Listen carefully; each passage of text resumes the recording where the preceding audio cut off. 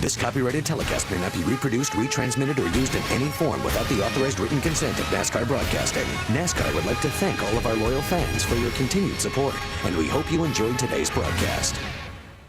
We're going to see if it starts to get slippery. You know, we started at around noon, you know, it was 90 degrees, and it's going to get hotter. Well, there goes a slide right up into the wall, and the first caution as Mike Harmon finds the wall and rides it through turn 3 and 4. So Mike Harmon brings out the first caution flag, lap number 8 here at the Homestead Motorsports Complex. And I hope we didn't kind of jinx him. It's like being on the cover of Sports Illustrated or something.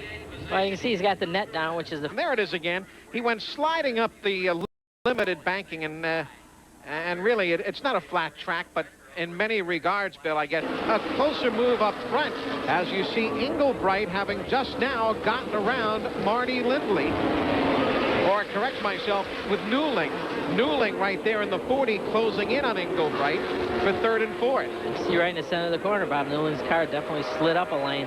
He's using up his tires, had to use them up, going from last all the way to the front. And it's showing now that he's actually starting to slip and slide a little too much. And there you see the spread. Query on the left of the screen, white car. Marty Lindley a strong second.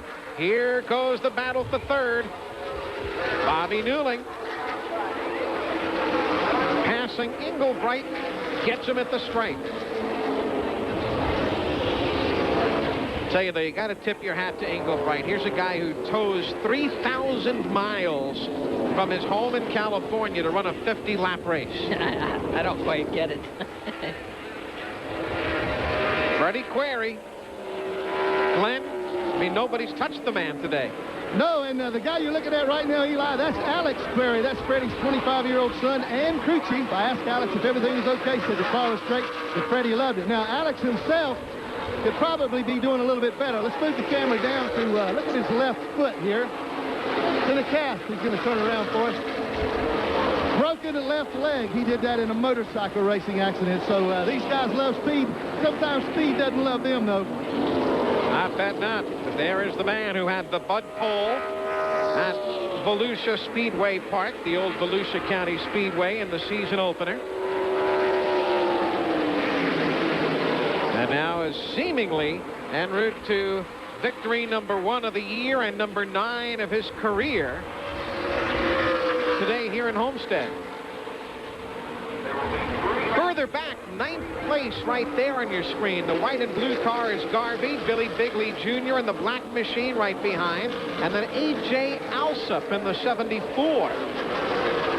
That's a good battle. 9th, 10th, and 11th spot here in the late stages. Yeah, they've been kind of just bunched up together. You see Billy Bigley get a little sideways in the corner, and A.J. Alsop almost was able to get underneath him. We had showed you earlier the 54 car of Brian Shockwell. If you're following his whereabouts, he has just turned into the garage area to become the 3rd retiree, or actually now just only the 2nd retiree, because they have gotten Stephen Howard's oiling problems wrapped up, and he's back out on the racetrack as the field now has just 2 laps remaining to the checkered flag. 4th place right there. Englebright in the 2, Burkett in the 31.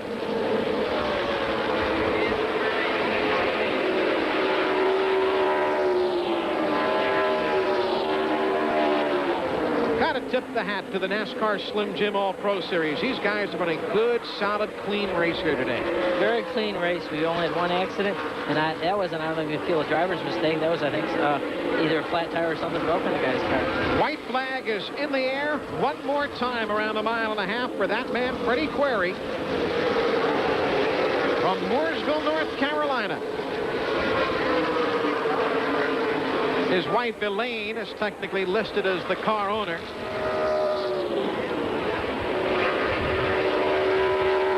Marty Lindley stuck with him as best he could all day. But at this stage, he has fallen to about 3/4 of a second behind in 2nd spot.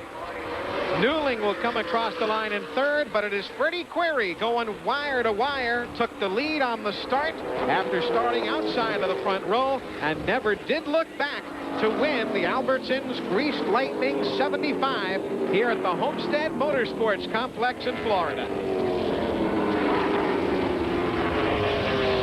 Glenn Jarrett with a happy bunch of family members.